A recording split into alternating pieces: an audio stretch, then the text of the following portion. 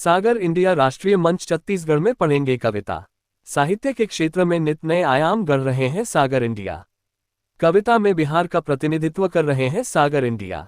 कविता नई लड़कियां से देश में चर्चा में आए। सागर इंडिया छत्तीसगढ़ प्रदेश हिंदी साहित्य सम्मेलन रायपुर की योजना चलो गांव की ओर के अंतर्गत गीत यामिनी का 10वां कवि सम्मेलन में फिल्म अभिनेता व कवि सागर इंडिया का चयन। सागर रानीहट्टी नवादा के निवासी हैं।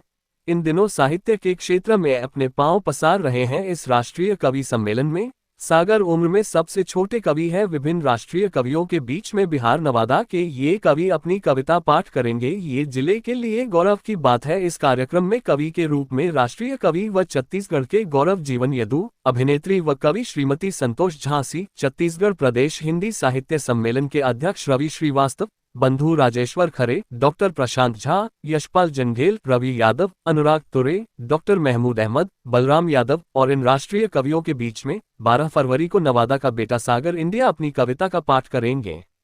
सागर इस राष्ट्रीय कवि सम्मेलन में चयनित होकर बेहद खुश है। ये पहला मौका है जब राष्ट्रीय स्तर के कवि सम्मेलन में वो अपनी काव्य प्रस्तुति देंगे। वो इस मौके पर जिले के वरिष्ठ कवियों का आभार व्यक्त करते हैं, क्योंकि नवादा और बिहार के क्षेत्रीय मंचों निकलकर ही राष्ट्रीय मंच तक पहुंचे हैं।